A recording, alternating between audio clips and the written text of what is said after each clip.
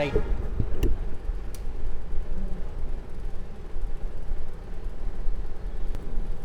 Right. 8th கண்டங்களை ஆராய்வோம். எத்தனாவது unit? 7th unit. அதில் ஆப்பிரிக்கா பார்த்துட்டோம், இன்றைக்கி ஆஸ்திரேலியா பார்ப்போம். முதல்ல கண்டம் பார்த்தோம்னா என்ன பார்க்கணும்? அந்த கண்டம் எங்கே இருக்குது பூமியில்? வட அரைக்கோளமா தென் அரைக்கோளமா? சரியா?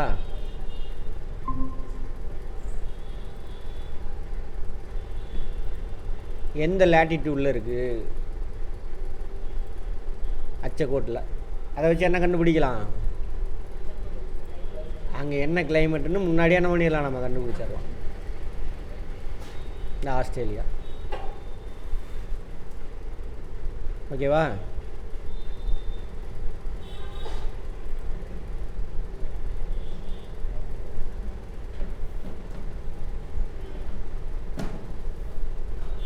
முன்னாடி பேசணுமா? அதான் இந்த ஆஸ்திரேலியா, அதை சுற்றியில் நிறைய தீவுகள் இங்கே இருக்கும். ஏன் அங்கே தீவுகள் அதிகமாக இருக்குது? சத்தமா? 2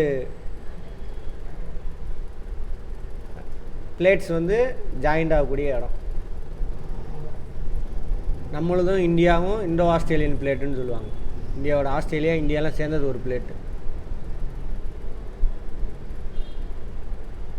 அதனால தான் அங்கே இமயமலை வருது. அந்த கதையெல்லாம் நமக்கு தெரியும். திரும்ப பார்க்க போகிறோம், இந்தியாவை பற்றி பார்க்க போகிறோம். இதை முடிச்சிட்டோம்னா அடுத்து இந்தியா தான் ஃபுல்லாக, அப்புறம் தமிழ்நாடு.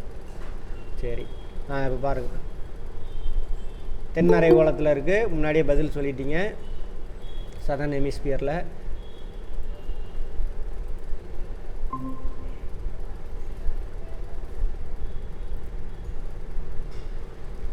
ஆஸ்திரேலியா மேலே என்ன கோடு போகுது? மகர ரேகை. Tropic of Capricorn. Tropic of Capricorn. அதை தாண்டி இருக்குது.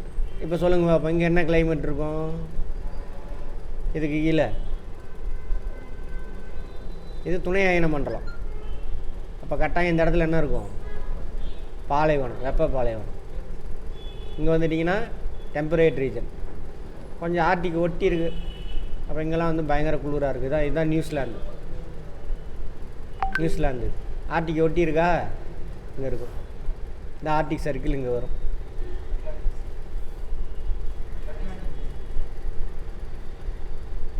Sorry, Antarctic circle. ஆர்டிக் சர்க்கிள்னா அண்டார்டிக் சர்க்கிள். சத்தமாக சொல்லுங்கள் எது சொன்னாலும். Antarctic circle.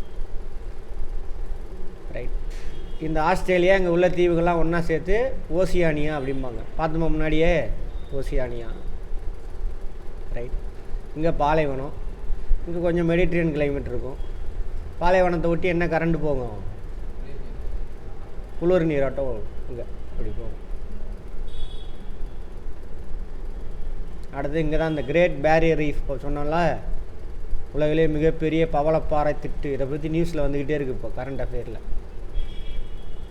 அது இங்கே தான் இருக்குது. எல்லாமே ஃபேக்ட்டு. அதேமாரி இந்த கண்டம் எந்த கண்டத்தோடையும் என்ன ஆகலை? லிங்க் ஆகலை. மற்ற கண்டம்லாம் பாருங்கள் லிங்க் ஆகிருக்கும். ஓகேவா? இன்னொரு கண்டத்தோட இது அந்த மாதிரி லிங்க் ஆகாது. அதனால் என்னன்னு சொல்லுவாங்க?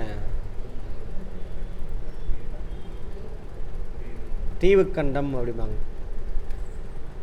தொலை தூரத்தில் தனித்து அமைந்துள்ளதால் அது கடைசியாக கண்டுபிடிச்சிருக்காங்க. அதுக்கு நாங்கள் யாரும் இல்லைன்னு அர்த்தம் கிடையாது. அங்கே பூர்வகுடி மக்கள் இருக்காங்க, வாழ்ந்துக்கிட்டு வராங்க. தீவாகும். மிகப்பெரிய தீவு, அதேமாரி மிக சிறிய கண்டம். ஆமாவா? 7வது கண்டம் தானே. அண்டார்டிகா எத்தனாவது சைஸில் கண்டம்? அண்டார்டிகா 5வது. சரியா? 6வது தான் யூரோப்பு. 7வது ஆஸ்திரேலியா. அந்த கண்டம் முழுவதும் ஒரு நாடு தான். ஆனால் பெரும்பாலும் என்னவா இருக்கும்? பாலைவனம். அந்த கிழக்கு கடற்கரையில் மட்டும்தான் அங்கே மக்கள் வசிப்பாங்க ஆஸ்திரேலியாவில். சரியா? அடுத்தது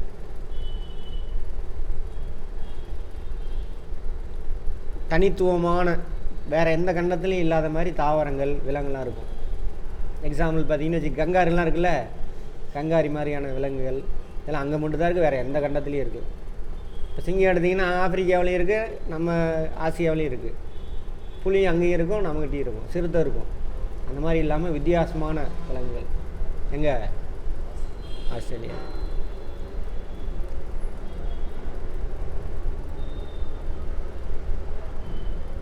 ஆயிரத்தி 1770 தான் அந்த யூரோப்பியன்ஸ் கண்டுபிடிக்கிறான். அங்கே ஏதாவது தீவெல்லாம் இருக்குதான்னு தேடி போகிறானுங்க.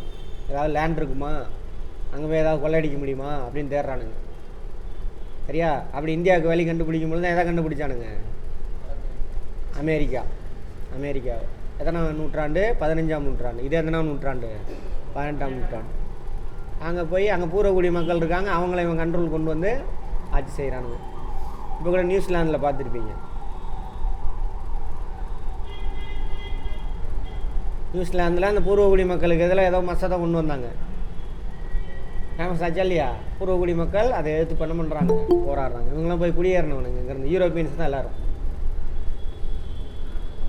பார்த்திபன் கூட இங்கே வந்துட்டு. அப்படி சுரேந்தர்லாம் வரலையா? ஊருக்கு போயிருக்கு. அப்படியா? கேப்டன் ஜேம்ஸ் குக் அவர் தான் கண்டுபிடிக்கிறார். ஆங்கிலேய மாலுமி ஜேம்ஸ் குக். ஃபேக்டரியில் கேட்பாங்க, ஆஸ்திரேலியாவை கண்டுபிடிச்சா ஆங்கிலேயர் யாருன்னு கேட்பாங்க. அமைவிடம் 10 டிகிரி 4 தென் அச்சம் முதல் சவுத் லேட்டிடியூட். இங்கேருந்து ஸ்டார்ட் பண்ணுறானுங்களா? சரி, ரைட். இதை விட்டுட்டானுங்க. 10 டிகிரி தென் அச்சம் முதல், அதிலேருந்து 39 இங்கே வரைக்கும், தென் அச்சம் வரைக்கும். அடுத்தது லாங்கிடியூட் 113 டிகிரி கிழக்குலேருந்து 153 டிகிரி கிழக்கு. இதை விட்டுட்டானுங்க. எதை? நியூசிலாந்தை விட்டுட்டானுங்க. இந்த ஆஸ்திரேலியா மட்டும் சொல்கிறாங்க. மகர ரேகை இக்கண்டத்தை ஏறத்தாழ 2 சமபகுதியாக பிரிக்குது. கொஸ்டினில் கேட்பாங்க, பார்த்துக்கோங்க. ஆஸ்திரேலியாவை ஏறத்தாழ 2 சமபங்காக பிரிக்கக்கூடிய கோடு எது? முக்கியமான அச்சக்கோடு எது? எது? மகர ரேகை. Tropic of Capricorn. பரப்பளவு 7.68 மில்லியன். அரசியல் பிரிவு ஒரே நாடு தானே நம்மளது. ஒரே நாடா? எத்தனை ஸ்டேட்டாக பிரிச்சுருக்கோம் இந்தியாவை? 28 ஸ்டேட்டாக பிரிச்சுருக்கோம். அது மாதிரி அங்கே ஒரே நாடு மொத்தமாக 6 ஸ்டேட்டாக தான் பிரிச்சுருக்காங்க.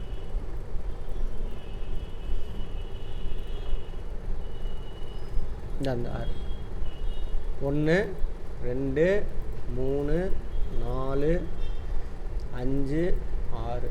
அது போக இது இங்கே ஒன்று இருக்குது, டாஸ்மேனியா. இதுவும் இவனுங்களுக்கு தான்.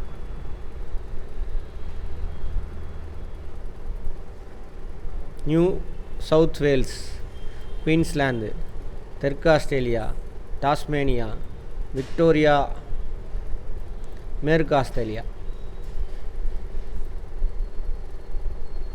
டாஸ்மேனியா, விக்டோரியா, ஓகேவா? New South Wales, Queensland, Northern மேற்கு ஆஸ்திரேலியா. வடக்கு யூனியனா?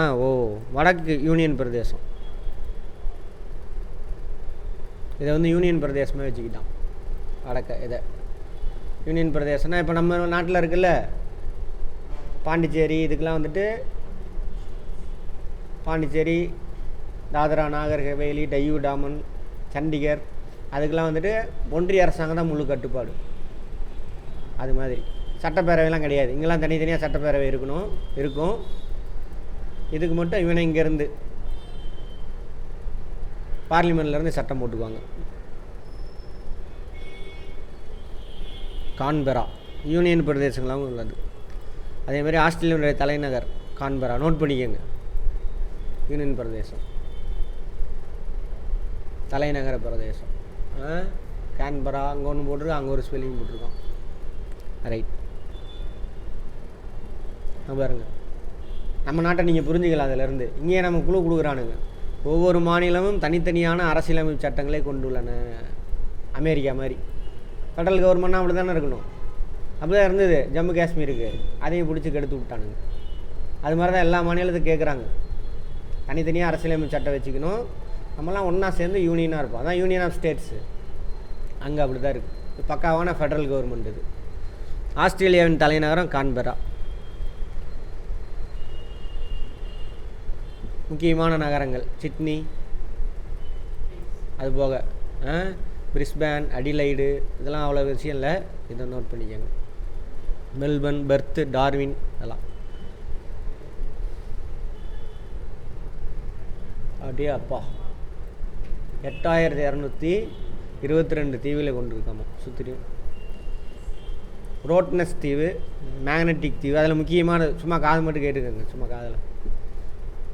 பிட்ஸ்ராய், பிரேசர், பிலிப்பு, லார்கோ, கங்காரு தீவு, ஒயிட்ஸ்நெட் ஆக்சுவலாக இஸ்வர்ணம், முக்கியமான தீவுகள். சும்மா காதில் மட்டும் கேட்டுக்கோங்க, அவ்வளோ இது இல்லை. இது ஃபேக்ட், இது கேட்பான். இயற்கை பிரிவு மொத்தம் எத்தனையாக பிரிக்கிறாங்க? ரொம்பலாம் கிடையாது, 3 பிரிவு. மேற்கு ஆஸ்திரேலியா பெரிய பீடபூமி. இதெல்லாம் தெரியுதா? கொஞ்சம் கலரா ஹைட்டு வச்சு இதெல்லாம் இது எல்லாமே தான். அடுத்தது மத்திய தாழ்நிலம், கிழக்கு உயர்நிலம். இதான் தாழ்நிலம். க்ரீன் கலர்னா என்ன அர்த்தம்? உயரம் கம்மி அப்படின்னு அர்த்தம். இதெல்லாம் அப்புறம் கிழக்கு உயர்நிலம், இதெல்லாம் சேர்ந்துச்சுன்னா இங்கே தான் மக்கள் பெரும்பாலும் வசிக்கிறாங்க. ஆஸ்திரேலியா பெரும்பான்மையான மக்கள் தொகை இங்கே தான், உள்ளெல்லாம் போனால் கிடையாது. அடுத்தது கிழக்கு உயர்நிலம் முடிஞ்சா அடுத்தது மேற்கு ஆஸ்திரேலியா அல்லது பெரிய பீடபூமி, தி கிரேட் ஆஸ்திரேலியன் பிளாட்யூ இங்கிலீஷில். நீங்கள் இங்கிலீஷ் மீடியமாக தமிழ் மீடியமா உதய்? English medium. அப்படியே கவனிங்க, அவன் புரிய பார்ப்போம். மிகப்பெரிய இயற்கை அமைப்பு.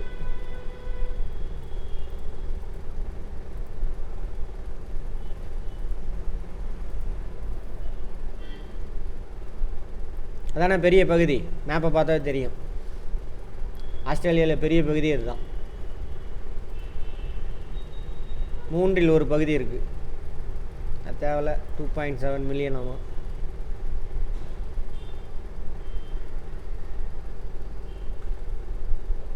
ஒரு வறண்ட நிலம், என்னது பாலைவனம், இங்கிலீஷில் அரீடு ரீஜன். அப்படின்னா என்ன அர்த்தங்க? தண்ணி இருக்காது, டெசர்ட் இங்கிலீஷில். மேற்கு ஆஸ்திரேலியா, தெற்கு ஆஸ்திரேலியா, வடக்கு பிராந்தியம். மேற்கு ஆஸ்திரேலியா, தெற்கு ஆஸ்திரேலியா, வடக்கு பிராந்தியம்.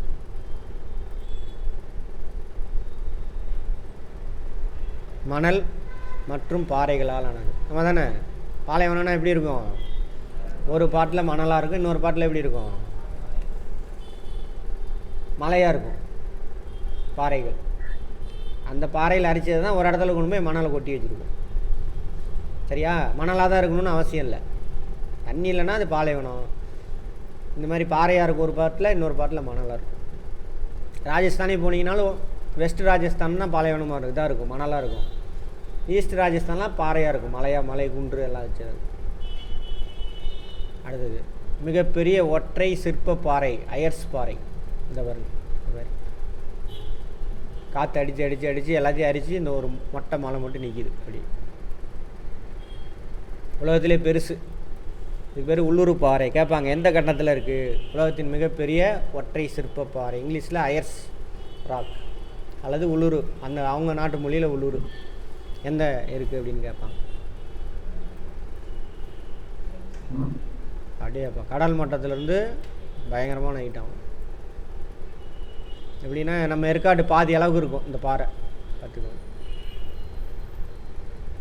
இயற்கை அதிசயங்களில் ஒன்றாமா. அடுத்து பெனாக்கிள்ஸ், அது ஒரு டைப் ஆஃப் பாறை. சுண்ணாம்பு பாறை தூண்கள் இப்பிரதேசத்தில் அதிகம் காணப்படும். எல்லாமே எங்கே இருக்குது? மேற்கு, இந்த பாட்டில் மேற்கு உயர்நிலத்தல். இந்த சுண்ணாம்பு பாறை தூண். சுண்ணாம்பு பாறை தூணை உருவாக்குறது யார்? தண்ணி. ஒரு காலத்தில் அங்கே நிறைய தண்ணிலாம் இருந்திருக்குன்னு அர்த்தம். அந்த பகுதியில் இருக்கக்கூடிய முக்கியமான மலைத்தொடர் மெக்டொனால், மஸ்கிரேவ்.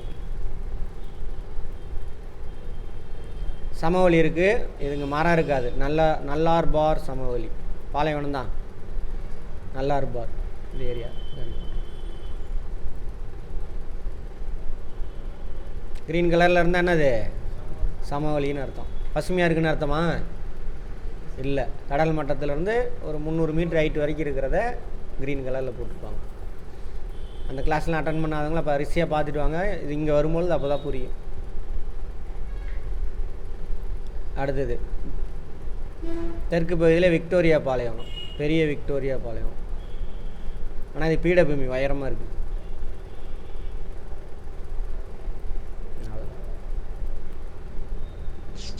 இதை நோட் பண்ணிக்கோங்க. ஆஸ்திரேலியாவினுடைய மிகப்பெரிய பாலைவனம் இது.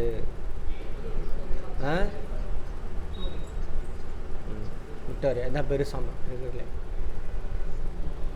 அவ்வளோதான், வேறு ஒன்றும் கிடையாது. இது ஒரு ஃபேக்ட், இதை நோட் பண்ணிக்கோங்க. அயர்ஸ் பாறை எந்த கண்டத்தில் இருக்குது? ஆஸ்திரேலியாவினுடைய மிகப்பெரிய பகுதி எதுன்னு கேட்பாங்க. மேற்கு ஆஸ்திரேலிய பீடபூமி. அடுத்தது மத்திய தாழ்நிலங்கள், சென்ட்ரல் லோலேண்ட்ஸ்.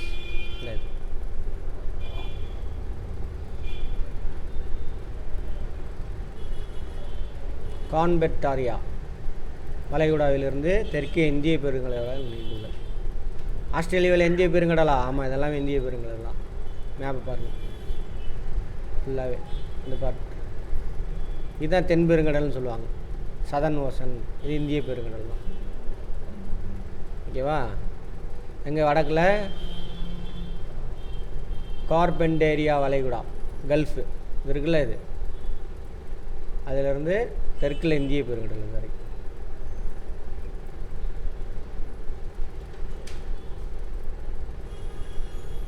இத்தாழ்நிலங்களில் மத்தியில் ஆஸ்திரேலியாவின் பெரிய உள்நாட்டு வடிகால் படுகை அமைந்துள்ளது.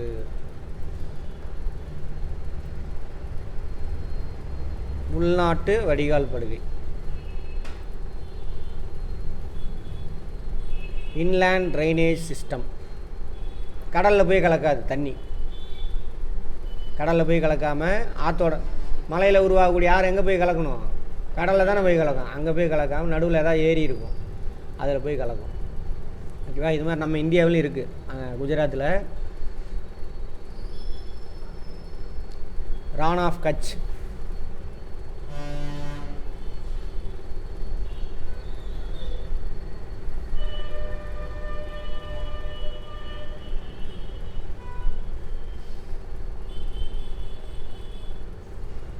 large inland drainage basin.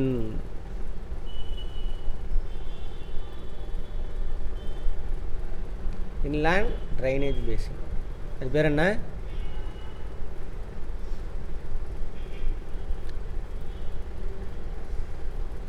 அவ்வளோதானா? சரி, அங்கே இருக்குது. அந்த சென்ட்ரல் லோலேண்டில் இருக்குது. ஐரி ஏரி இப்பகுதியில் அமைந்துள்ள மிகப்பெரிய உவர்நீர் ஏரி எங்கே இருக்குது? மத்திய தாழ்நிலம், அதாவது ஆஸ்திரேலியாவுடைய சென்ட்ரல் லோலேண்டில் இருக்கக்கூடிய மிகப்பெரிய சால்ட் லேக். சால்ட் லேக் எங்கே இருக்கும்? பாலைவன பகுதியில் தான் இருக்கும். அப்போ அங்கேயும் கொஞ்சம் பாலைவனம் இருக்குதுன்னு அர்த்தம். ஓகேவா? அடுத்தது முரே டார்லிங் ஆற்று தொகுப்பு மத்திய தாழ்நிலங்களின் தென்கிழக்கு பகுதியில் அமைந்துள்ளது. முரே டார்லிங் அதாவது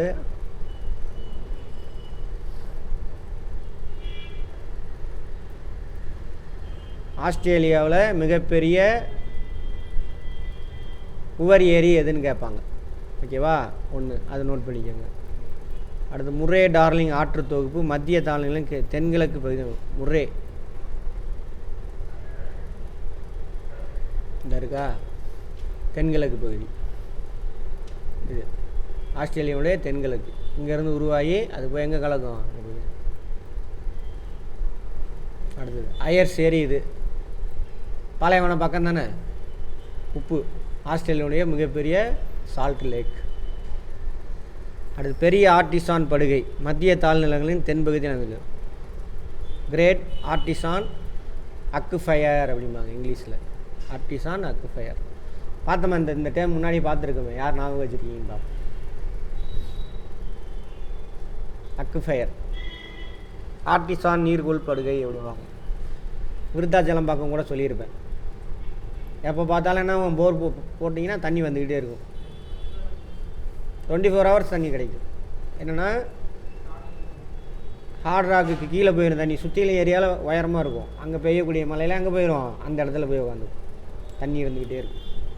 உலகத்திலே மிகப்பெரிய ஆர்டிசான் நீர்கோள் படுகை எங்கே இருக்குது? ஆஸ்திரேலியாவில். பெரிய ஆர்டிசான் வடிநிலம். இந்த சுற்றில ஏரியாவில் மழை பெய்யுதா, அதெல்லாம் வந்து இங்கே செட்டில் ஆகி உள்ள நிலத்தடியில் இருக்கும். அப்போ 24 ஹவர்ஸ் யார் பார்த்துருக்கீங்க? விருத்தாச்சலம் பக்கம் பார்த்துருக்கீங்களா? 24 ஹவர்ஸ் போர் மோட்ரு ஓடிக்கிட்டே இருக்கும், தண்ணி தீர்ந்தே போகாது கிணத்துல. கேள்விப்பட்டதில்ல, அந்த பக்கம் போகும்பொழுது பாருங்கள். விருத்தாச்சலம் தாண்டி சென்னை போகிற ரூட்டு. ரைட், இது ஒரு ஃபேக்டர். கிழக்கு உயர்நிலங்கள், ஈஸ்டர்ன் ஐலாண்ட்ஸ்.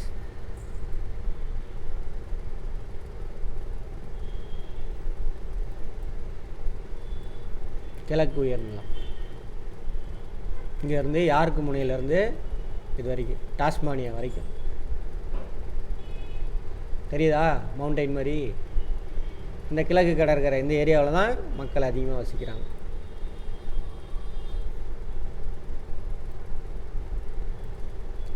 அதே மாதிரி இந்த உயர்நிலம் தான் நான் இந்த பக்கம் ஆறு போகும், அந்த பக்கம் ஆறு போகும்.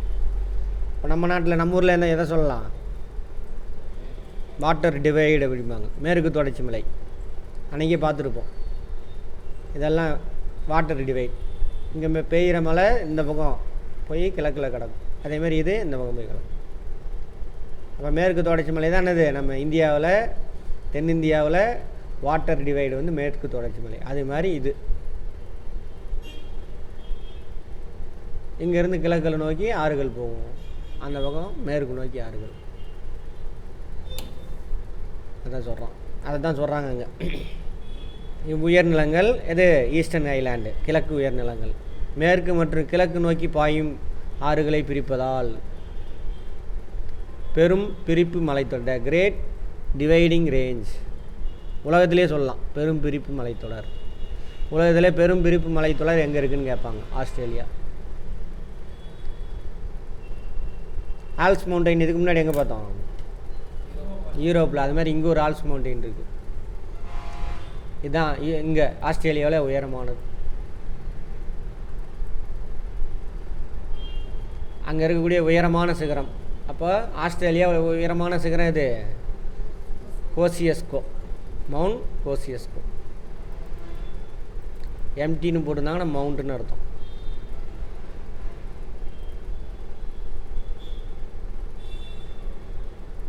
கிரேட் டிவைடிங் மலைத்தொடர், கிரேட் டிவைடிங் ரேஞ்ச், இதுலேருந்து அப்படியே வரும். ஓகேவா? அடுத்தது இது எங்கே காணும்?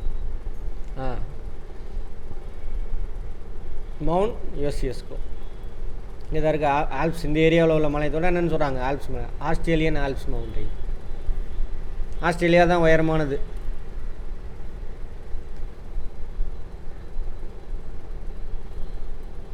பெரிய ஆர்டிசியன் வடிநிலப்பகுதி, பெரிய பவளத்தொடர்.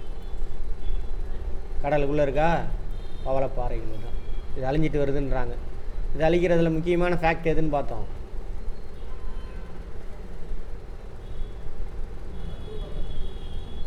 குளோபல் வார்மிங்கா, ஆசிட் ரெயினா, எது? அமிலமலை. ஞாபகம் இருக்கா? நிறைய அழிச்சிட்டு வருது. இந்தியாவில் எந்த தீவு வந்துட்டு பவளப்பாறையால் உருவானது? எந்த தீவு கூட்டம்? அந்தமான் நிக்கோபாரா, லட்சத்தீவா? லட்சத்தீவு. Very good. பெரிய ஆர்டிசியன் நீர்கோள் படுகை எங்கே இருக்குது?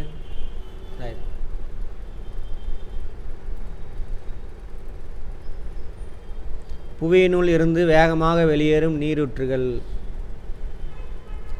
இவ்வகை நீரூற்றுகளை கொண்ட புவிப்பகுதி ஆர்டிசான் வடிநிலம், ஆர்டிசான் பேசின்.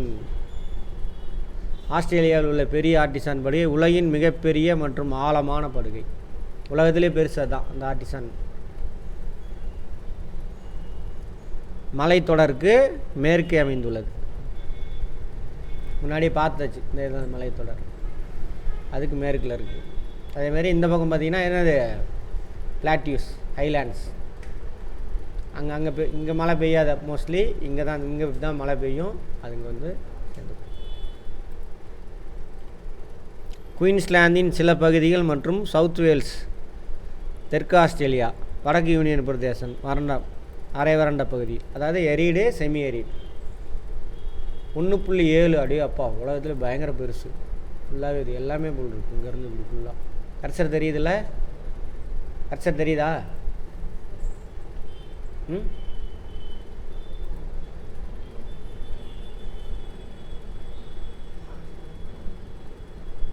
போர்லாம் கிடையாது, அதுவாக தண்ணி வெளியேறிட்டு இருக்கு.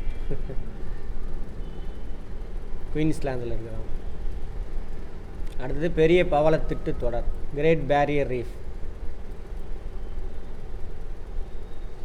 பசிபிக் பெருங்கடல் பகுதியில் குயின்ஸ்லாந்தின் கிழக்கு கடற்கரையை ஒற்றி வடகிழக்கு பகுதி. இங்கிலீஷ் அப்படியே டிரான்ஸ்லேட் பண்ணி போட்டிருக்கிறானுங்க. பெரும் பவளப்பாறை உலகத்திலே பெருசு. இந்த இடத்துல ஆழம் கம்மியாக இருக்கிறது காரணமே, லைட் ப்ளூனா என்ன அர்த்தம்? அங்கே ஆழம் கம்மின்னு அர்த்தம். ஆழம் கம்மியாக இருக்கிறது காரணமே அந்த பவளப்பாறை திட்டு தான். இதெல்லாமே பவளக்கடல்னே பேர் வச்சுருக்காம பாருங்க.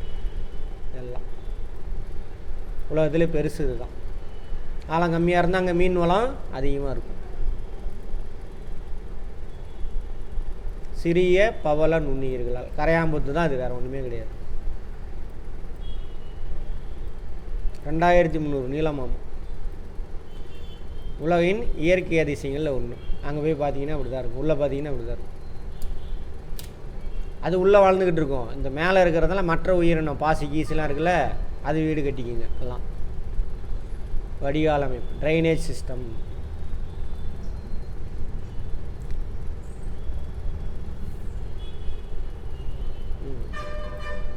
என்ன சொல்லியிருக்கான்?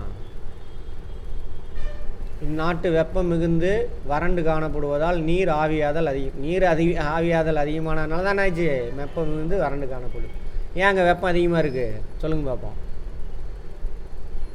ஏன்? சப்ட்ராபிக்கல். மேலேருந்து என்ன ஆகும்? காற்று கீழே இறங்கும், வளிமண்டலம். மேலேருந்து கீழே வர வர ரிலேட்டிவ் ஹியூமிடிட்டி குறைஞ்சி போயிடும்.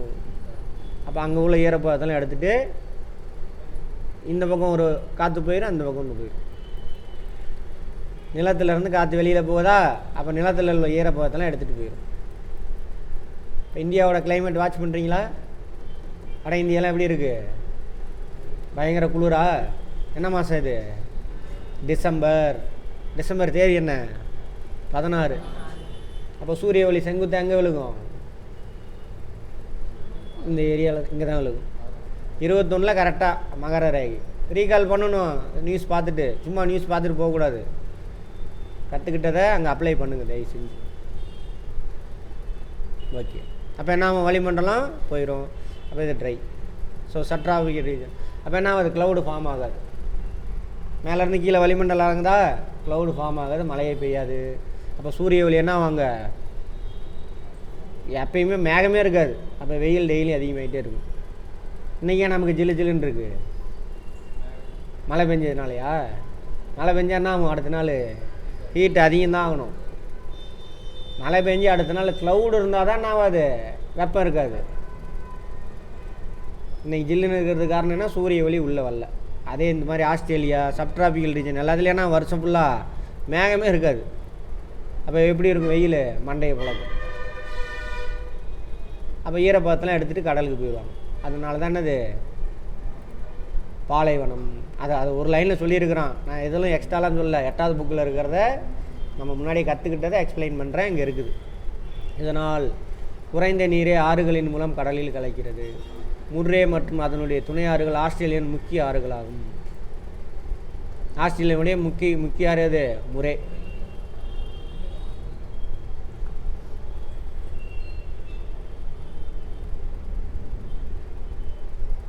இதான் இது இங்கே இருக்கா, இதான்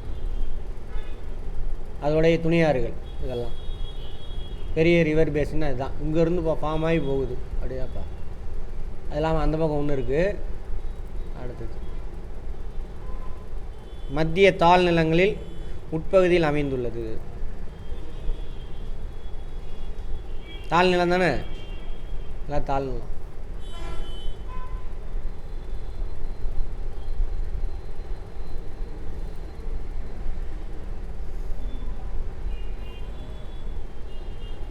அது தேவையில்ல, விட்டுருங்க. அதெல்லாம் ஓவராக கொடுத்து வச்சுருக்காங்க.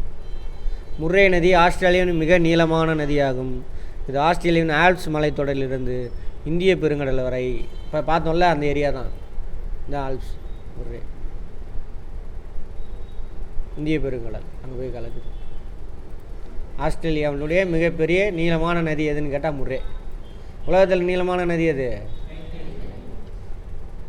தென் அமெரிக்காவில் எது உயரமான சார் நீளமான நதி? அமேசான். வட அமெரிக்காவில் மிசோரி, மிசிசிபி. யூரோப்பில்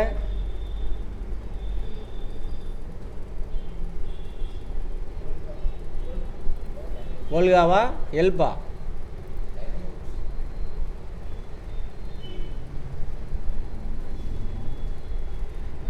அதை விட்டுருங்க, அதெல்லாம் தேவையில்லை. இந்த பாயிண்ட் மட்டும் எடுத்துக்கோங்க.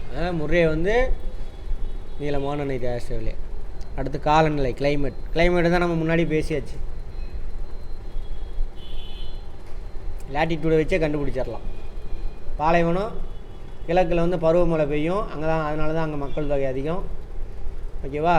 இந்த பக்கம் டெம்பரேட் ரீஜனு, இங்கெல்லாம் இங்கே இந்த இடத்துல தென்மேற்கில் இந்த இடத்துல என்ன இருக்கணும்? பாலைவனத்தை தாண்டோன்னு என்ன இருக்கும்? பாலைவனத்தை தாண்டோன்னு இங்கே என்ன இருக்குது?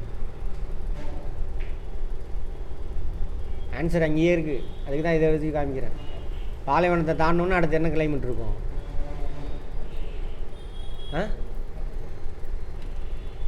இங்கே பாருங்கள், குழுவெலாம் கொடுத்துட்டு அங்கேயே இருக்க குழு. இந்த இடத்துல என்ன காலநிலை இருக்குது? இங்கே மத்திய தரைக்கடல் காலநிலை அது கொஞ்சம் இருக்கும் இந்த இடத்துல. அவ்வளோதான். அதுதான் அதோட கிளைமேட்டு. ஆஸ்திரேலியாவோட கிளைமேட்டுக்கு எதுவும் இல்லையா அங்கே மேப்பு?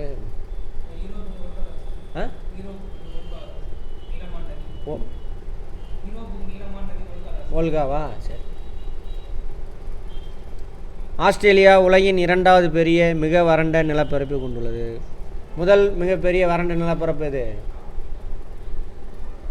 ஆப்பிரிக்காவில் என்னது? சகாரா பாலைவனம். மகர ரேகை ஆஸ்திரேலியாவை 2 சம பங்காக பிரிக்கிறது. மகர ரேகையின் வடபகுதி வெப்பமான அயன மண்டலத்தில் அமைந்துள்ளது. தென்பகுதி குளிர்ந்த மித வெப்ப மண்டலத்தில் அமைந்துள்ளது. ஆமாவா? அது நான் தெரிஞ்சதான் நமக்கு.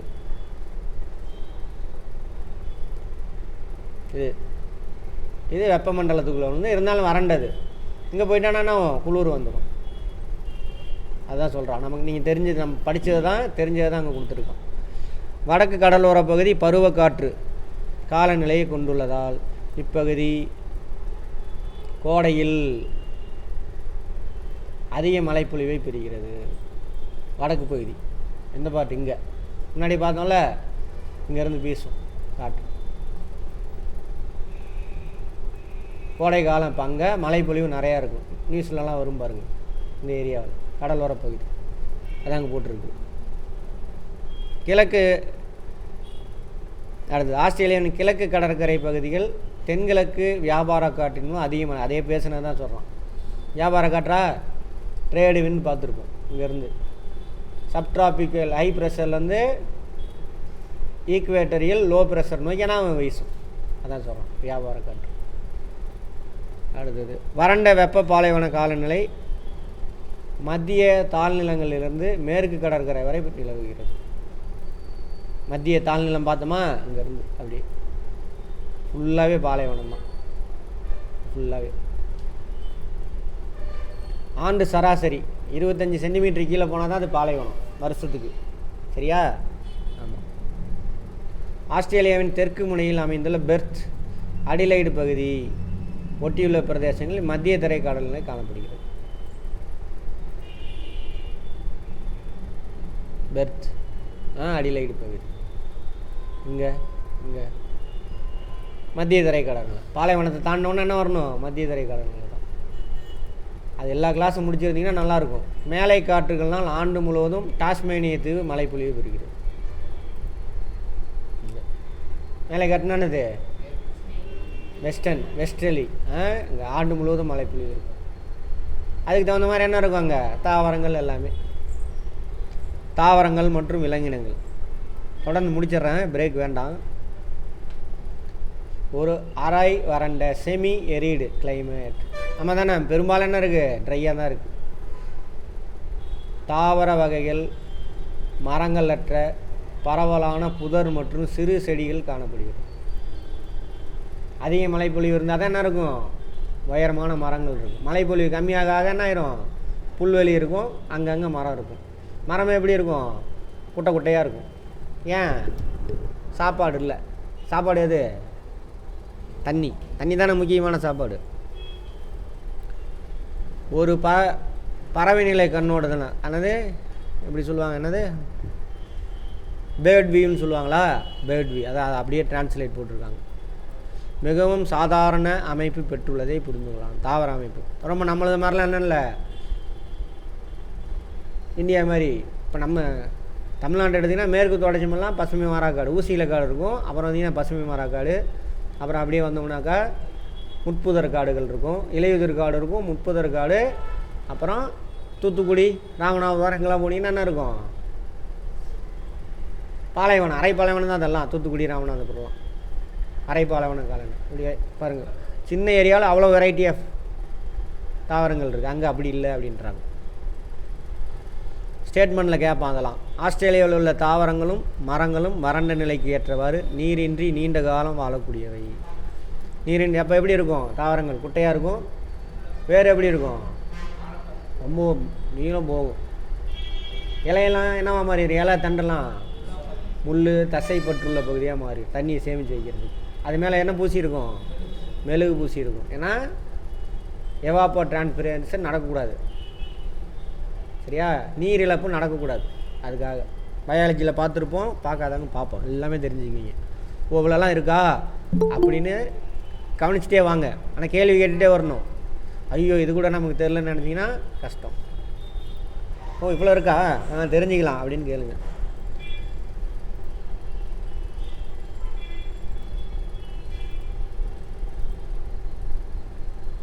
இவை நீண்டகால வறட்சியை தாங்கி வளரக்கூடியவை.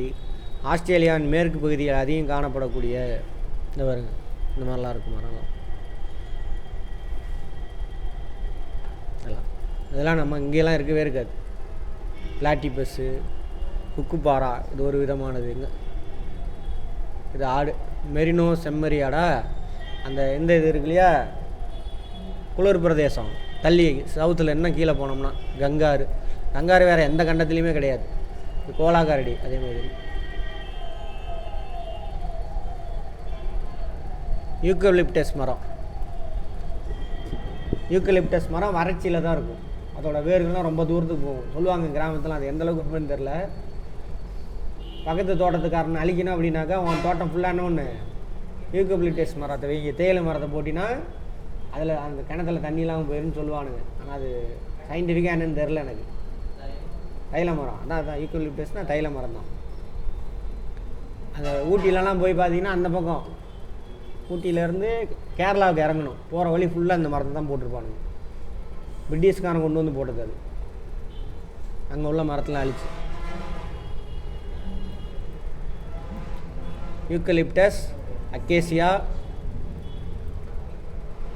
மெல்லுக்கா. அக்கேசியானா ஒன்றும் கிடையாது, அந்த கருவேல மரம்னு சொல்கிறாங்களே, சீமை கருவேல மரம் கிடையாது. நம்ம நாட்டில் கருவேல மரம் இருக்கும், முள்ளாக இருக்கும். இந்த வேளங்குச்சின்னு சொல்கிறாங்களே, வேளங்குச்சி அதிலேருந்து எடுப்பாங்க, அந்த கருவேல மரம். இந்த ஏரியிலலாம் நிறையா இருக்கும் அது.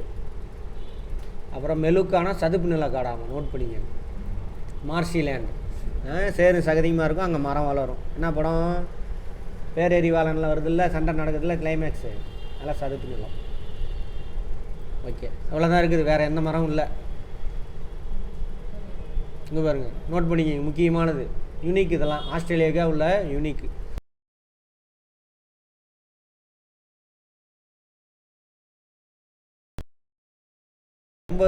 விலங்குகள் உலகத்தில் வேறு எந்த கண்டத்துலேயும் கிடையாது. இங்கே மட்டும்தான் யூனிக், வேறு எங்கேயுமே கிடையாது. 400 வகை பால் ஊட்டி இருக்காமா.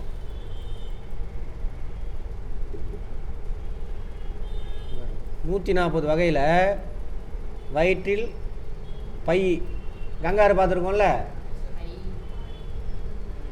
பால் ஊட்டிலாம் எப்போ என்ன பண்ணுவாங்க, அதோட கர்ப்பப்பையிலே கரு உண்டாகும். அந்த குழந்தை வளர்ந்து ரெடி ஆகிற வரைக்கும் கர்ப்பப்பையிலே வச்சுருக்கும். அப்புறம் குட்டி போட்டுரும். அதான் பால் ஊட்டியோட கேரக்டர். இந்த பால் ஊட்டி அவ்வளோ பெருசு வளர்கிற வரைக்கும் இருக்காது. ஃபஸ்ட்டே குட்டி போட்டு அந்த பையில் வச்சுக்கும். டிஸ்கவரியில் பார்த்துருக்கீங்களா? கங்காரு எவ்வளோ பெருசு இருக்குது, நம்ம ஹைட்டுக்கு இருக்கும். ஆனால் அது குட்டி சின்ன எலி குட்டி பள்ளி சைஸ் தான் இருக்கும்.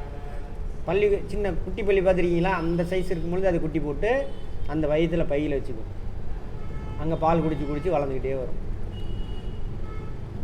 அந்த மாதிரி எத்தனை வகையில் கங்காரு மட்டும் இல்லையாமா, அது மாதிரி எத்தனை வகை பால் ஊட்டி இருக்காமாங்க? 140 யூனிக். இதெல்லாம் நோட் பண்ணிக்க.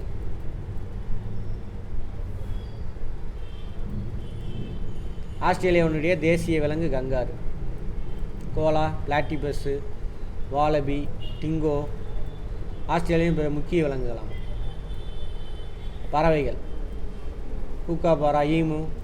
இதை வச்சு தான் நான் கோடிக்கணக்கில் கொள்ளையடிச்சானுங்க நம்ம ஊரில் ஏமாற்றி. ரெயின்போ லோரிக்கிட் இதெல்லாம் அவ்வளோ விஷயம் இல்லை, விட்டுருங்க. வேறு ஏதாவது பாக்ஸ் விட்ருக்கோமா? ஆமாம். மத்திய தாழ்நிலங்களில் அமைந்துள்ள பௌர்க்கி என்னும் இடத்தில் 53 டிகிரி செல்சியஸ் வெப்பநிலை பதிவாகியுள்ளதாம். கான்பராவில் -22 போகுமா.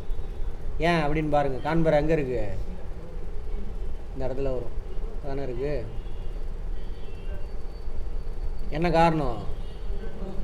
ஒன்று அண்டார்டிகை ஒட்டி இருக்குது. ஒன்று அது மட்டும் இல்லாமல் உயரமான இடம், மலையாக இருக்கும் பாருங்கள். கான்பரா இந்த இடத்துல தானே வருது. கான்பரா மவுண்டெயினாக இருக்கும், ஹைட்டு. ரெண்டு சேர்ந்து மைனஸ் வரைக்கும் போகுது. அப்படியே பார்ப்போம்.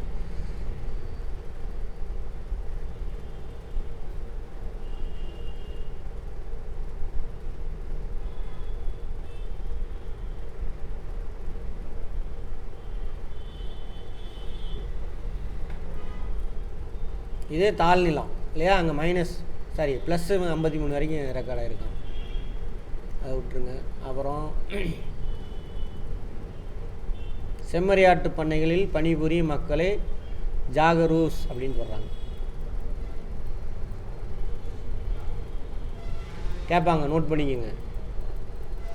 அதேமாதிரி அங்கே உள்ள பூர்வகுடி மக்கள் அபாரிஜின்ஸ் அப்படின்றாங்க. ஆஸ்திரேலியாவினுடைய பூர்வகுடி மக்கள் எவ்வாறு அழைக்கப்படுகின்றனர் யாருன்னு கேட்பாங்க. ஆப்பிரிக்காவில் பார்த்தோமா பூர்வகுடி மக்கள் இனம், எந்த இனம் எந்த கண்டன்னு கேட்பான், மேட்ச் பண்ணுவான், பார்த்துக்கோங்க. அதேமாதிரி தென் அமெரிக்காவிலையும் பார்த்துருப்போம் பூர்வகுடி மக்கள்.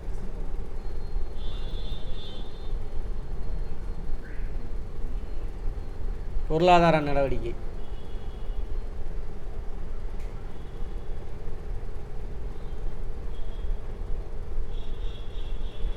வேளாண்மை, வளம் சார்ந்த தொழில்கள். வளம்னாக்கா ரிசோர்ஸ், மினரல்லாம் இருக்குல்ல, அந்த பாலைவனத்தில் இருக்க அதை வெட்டி எடுத்துகிட்டு வருவாங்க. நம்ம ஆள் கூட அங்கே போயிட்டு நிலக்கரி சுரங்கெல்லாம் ஒரு ஆளுக்கு வாங்கி கொடுத்தாரு ஏஜெண்ட்டு. யாருக்கு? மீன்பிடித்தல், உற்பத்தி தொழிலகங்கள், வணிகம், அதெல்லாம் விட்டுருங்க, சும்மா பார்த்துட்டாங்க.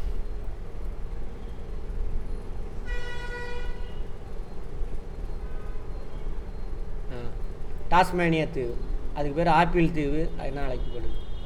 ஆப்பிள் எங்கே விளையும்? குளிர் பிரதேசத்தில். இதுதான் டாஸ்மேனியா. குளிர் பிரதேசத்தில் தானே இருக்குது. இங்கேயே போயிடுச்சு 23 டிகிரி ப்ளஸ் உயரமான இடம் வேறு.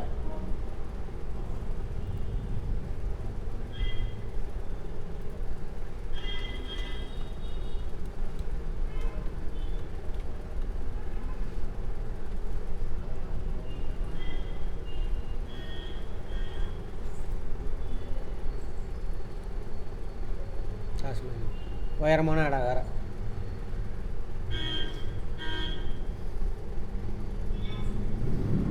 ஃபேக்டில் கேட்பாங்க, நோட் பண்ணிக்கோங்க.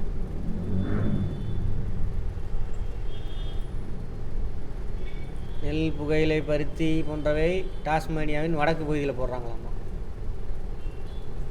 அதெல்லாம் வருஷம் ஃபுல்லாக மழை பொழிவா?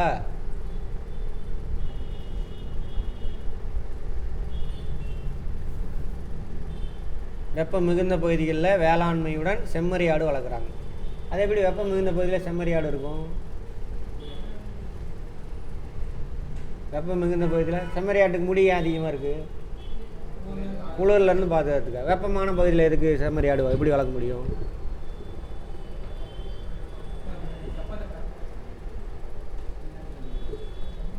பாலைவனத்தில் பகலில் பயங்கர வெயிலாக இருக்கும், ஹாட்டாக இருக்கும், இரவில் பயங்கர குளிராயிரும்.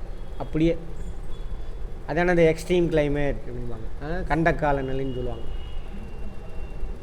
சரியா? ஏன்னு காரணத்தோடு சொல்லியிருக்கிறேன். பேர் கிரில்ஸ் பார்த்துருக்கீங்களா? பாலைவனத்தில் பகலில் தண்ணி தேடி அலைவான், குளிரான இடத்த தேடுவான், எல்லாம் பண்ணுவான். நைட் என்ன பண்ணுவான்? எல்லா ட்ரெஸ்ஸையும் கழட்டி போட்டு, சரி எல்லாம் பகலில் ட்ரெஸ்ஸு இல்லாமல் ட்ரௌசராக சுற்றிக்கிட்டு இருப்பான். நைட்டு பார்த்திங்கன்னா எல்லாமே கம்பளி கும்பளிலாம் போத்திக்கிட்டு நெருப்பு பற்ற வச்சுட்டு அதுக்கு உட்காந்து நடுங்கிட்டு இருப்பான். கவனிச்சிருக்கீங்களா? அதனால தான் அங்கே அப்படி இருக்கும். ஓட்ஸு, மக்காச்சோளம், பார்லி ஓரளவுக்கு அந்த மிதவெப்ப மண்டலத்தில் பயிர் செய்வாங்க. திராட்சை அந்த எந்த ரீஜனு மெடிட்ரியன் மத்திய தரைக்கடல் காடுகளில் திராட்சை இதெல்லாம் இருக்கும், பழத்தோட்டங்கள். சவானா புல்வெளி பாலைவனத்தை ஒட்டி என்ன வரும்? புல்வெளி வரணுமா வெப்பமண்டலத்தில்? இந்த பாட்டில் மத்திய தரை காலவில்லை, இந்த கிழக்கில் புல்வெளி இருக்கும், சவானா புல்வெளி. சவானா புல்வெளிக்கு இன்னொரு பேர் என்னது? வெப்பமண்டல புல்வெளி. சரியா?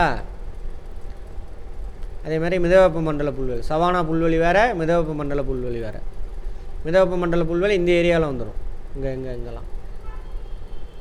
இதையும் சேர்த்திக்கங்க. நியூசிலாந்து அங்கேயும் இதே மாதிரி தான் இருக்கும், அங்கேயும் ஆடு வளர்ப்பு.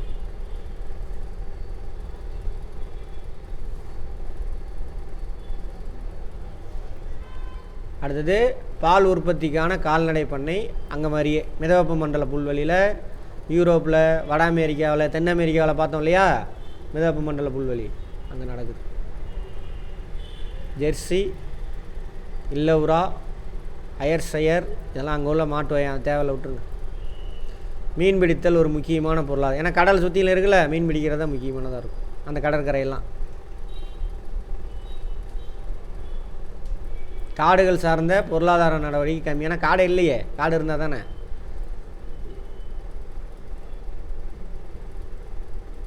ஆட்டு ரோமம் தான் என்னன்னு சொல்கிறாங்க, ஆஸ்திரேலியாவினுடைய பணப்பயிர் அப்படின்றாங்க. நோட் பண்ணிக்கோங்க, ஆஸ்திரேலியாவின் பணப்பயிர் எதுன்னு கேட்பாங்க. அந்த மிதவெப்ப மண்டல புல்வெளியில் வளரக்கூடிய அதே வெப்பமண்டல புல்வெளி ரெண்டுலேயுமே அந்த என்ன ஆடுகள்? செம்மறி ஆடுகள். அதில் ரோமம் படம்லாம் பார்த்துருப்பீங்க, அங்கே தான் ரொம்ப அதிகமாக இருக்கும். இந்த குளிர் காலத்தில் ஃபுல்லாக முடி வளர்ந்துடும். சம்மர் வந்தோன்னே என்ன பண்ணுவான்? அந்த ட்ரிம்மர் இருக்குல்ல, அதை வச்சு சேவ் பண்ணி எடுப்பானுங்க. அது அப்படியே எடுத்து க்ளீன் பண்ணி கம்பளியாக மாற்றி எக்ஸ்போர்ட்டு யூரோப்பியன் கண்ட்ரீஸ்லாம் மக்கள் அதிகம் இல்லை, அங்கெல்லாம் அனுப்பி வைப்பானுங்க. நியூசிலாந்து அதே கதை தான், கனிம வளங்கள். நோட் பண்ணிக்கோங்க. இது ஆஸ்திரேலியாவின் முக்கியமான ஏற்றுமதி பொருள் எது? மினரல்ஸ் தான். நிலக்கரி, அப்புறம் பாலைவனம் இருக்கா, பாலைவனம்னா வேறு என்ன கிடைக்கும்? செம்பு அதிகமாக கிடைக்கணும், செம்பு அதெல்லாம். இது பாருங்க, பாக்சைட்டு, லிமோனைட்டு, ரூட்டில், சிர்கான் இதெல்லாம் இதோட. லிமோனைட்டு, ரூட்டில், சிர்கான்லாம் ஏதாவது மூலப்பொருள் தான் இருக்கும். இது அந்த ஓராக இருக்கும், தாதுவாக இருக்கும். பாக்சைட்டு எதோட தாது? அலுமினியத்தின் தாது. எந்த பகுதியில் அதிகமாக இருக்கும் பாக்சைட்டு? வெப்பம் அதிகமாக இருக்கணும், சரியா? மழை பொழிவும் அதிகமாக இருக்கணும், அங்கே தான் பாக்சைட் இருக்கும். இதை நோட் பண்ணிக்கோங்க. பாக்சைட்டு, லிமோனைட்டு, ரூட்டில், சிர்கான் இதெல்லாம் வந்துட்டு முன்னணி உற்பத்தியாளராமா. இதில் கட்டாயம் ஏதாவது ஒன்று வந்துட்டு இதாக இருக்கும், செம்பாக இருக்கும். தங்கம், ஈயம், லித்தியம் இரண்டாவது முன்னணி உற்பத்தியாளராமா. தங்க உற்பத்தியில் ரெண்டாவது. அதே மாதிரி இரும்புத்தாது யுரேனியம் உற்பத்தியில் 3வது நாடாமா. அது வேண்டாம், ஃபஸ்ட்டு மட்டும் பார்த்துக்கோங்க, இதை மட்டும் பார்த்துக்கோங்க.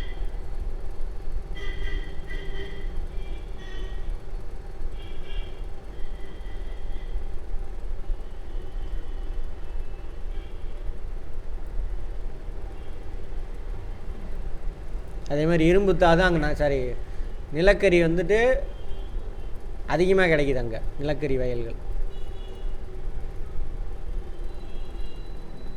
இதெல்லாம் வேணால் விட்டுருங்க.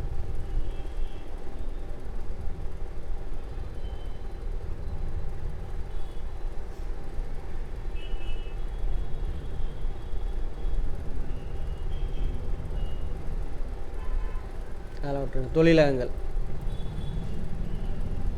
அதாவது 2ஆம் நிலை தொழில் சொல்கிறாங்க. முதல் நிலை தொழில் முடிஞ்சிச்சு. எது? விவசாயத்தை பற்றி சொன்னாங்களா? விவசாயம், மீன்பிடி தொழில், மரம் வெட்டுறதெல்லாம் சிறப்பாக இல்லைன்னு சொல்லிட்டானுங்க. கனிம வளம் நிறையா இருக்குது, வெட்டி எடுக்கிறாங்க. முதல் நிலை தொழிலெலாம் ஓவர். அடுத்து 2ஆம் நிலை தொழில், செகண்டரி செக்டாருக்கு வரான். உணவு, அதாவது உணவுனா எது? பாக்கெட் ஐட்டெலாம் இருக்குல்ல, பாக்கெட்டு பிஸ்கட்டு, சிப்ஸு, அந்த மாதிரி. அப்புறம் பான வகை, கூல்ட்ரிங்க்ஸ், எல்லா பானம், கூல்ட்ரிங்க்ஸு எல்லாமே முக்கியமான தொழிலாமா. மெயினாக இதை நோட் பண்ணிக்கோங்க. ஆஸ்திரேலியாவில் உள்ள மிதவெப்ப மண்டல புல்வெளி இருக்குல்லையே, அதுக்கு பேர் என்னது? டவுன்ஸ். ஆப்பிரிக்காவில் மிதவெப்ப மண்டல புல்வெளிக்கு பேர் என்னது? அது வெப்பமண்டல புல்வெளி. தந்தர சொல்லுவேன், சவானா வெப்பமண்டல புல்வெளி, டிராபிக்கல் கிராஸ்லேண்ட். வேல்டு வரும் பின்னாடி எங்கேயாவது வந்திருக்கும், பார்ப்போம். ஃபஸ்ட் நாள் பார்க்கும்பொழுதே பார்த்துருப்போம். வட அமெரிக்கா, தென் அமெரிக்காவிலே பார்த்துருப்போம். எடுத்து பாருங்கள். வேல்டு. தென் அமெரிக்காவில் உள்ள மிதவெப்பமண்டல புல்வெளி பாம்பாஸ். வட America prairie, good. Eurasia steppe. Eurasia ரெண்டையும் சேர்த்து தான் சொல்கிறேன். யூரோப்பு, ஏசியா அது ஃபுல்லாக பரவி இருக்கும். அந்த மாதிரி புல்வெளியிலலாம் என்ன மாதிரியான தொழில் நடக்கும்? ஒன்று பார்லி, கோதுமை, ஓட்ஸு, சோளம், இந்த மாதிரி பொருள் பயிரிடுவாங்க. அப்புறம் ஆடு மாடு மேய்ப்பாங்க. அதே மாதிரி ஆடு மாடு மேய்க்கிறதுல அட்வான்ஸ்டாக வச்சுருப்பான். பண்ணை வச்சு தீவனம் போட்டு எடுத்துகிட்டு வந்து வெட்டிட்டு வந்து போடுறது. எந்த படத்தில் பார்த்தோம்? மாற்றான் படத்தில் மாதிரி. சரியா? அப்புறம் அந்த அயர்லாந்தில் பார்த்துருப்போம்ல, கடல் உள்வாங்கியிருக்கும், அது வழியாக கப்பல்லாம் போகுன்னு பார்த்தோமா இல்லையா? அதாவது உள்நாட்டு நீர்வழி போக்குவரத்துக்கு உதவும். பிளவுபட்ட கடற்கரை. நார்வே, ஸ்வீடன் அங்கெல்லாம் பார்த்தோம்ல, நார்வே தான் மெயின். அது ஒரு நேற்று கூட ஒரு பாட்டு பார்த்தேன், அதில் எடுத்துருப்பாங்க. கோவப்படத்தில் அமிலி துமிலி இருக்குல்ல, அந்த பாட்டு தான் எடுத்துருப்பாங்க. அதான் அது அந்த இடம். அடுத்து போக்குவரத்து. அது ஒரு பெரிய விஷயம் இல்லை.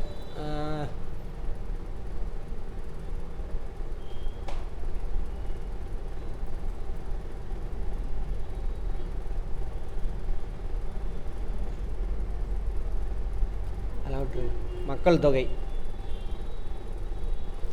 25 மில்லியன் தான் இருக்கானுங்களாமா. பார்த்துக்கிறது. எத்தனை கோடி? வெறும் 2.5 கோடி பேர் தான் இருக்காங்க. தமிழ்நாட்டில் எத்தனை கோடி பேர் இருக்கும்? 8 கோடி. ஆனால் தனி நாடு இல்லைன்றானுங்க நம்மளை. உலக மக்கள் தொகையிலும் 0.33%. அடுத்தது அடர்த்தி, மக்கள் அடர்த்தி வெறும் 3 பேர் தான். அப்போ மக்கள் அடர்த்தி குறைவான கண்டம் எது? ஆஸ்திரேலியா தான்.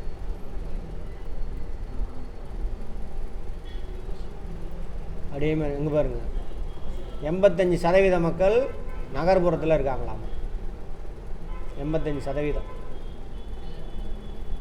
இதை நோட் பண்ணிக்கோங்க. தென்கிழக்கு பகுதி தான் மக்கள் அடர்த்தி அதிகம் இந்த இடம். ஏன்னா கிளைமேட்டு இதெல்லாமே சாதகமாக இருக்குது, அதான் காரணம். அதே மாதிரி தலைநகரம் இங்கே தானே இருக்குது, கேன்பரா, தென்கிழக்கு. அது ஃபேக்டில் கேட்பான், நோட் பண்ணிக்க. ஆஸ்திரேலியாவுடைய எந்த பகுதி மக்கள் அடர்த்தி அதிகம்? இதோட முடிக்கலாம். அண்டார்டிகாவை நாளைக்கு பார்ப்போம்.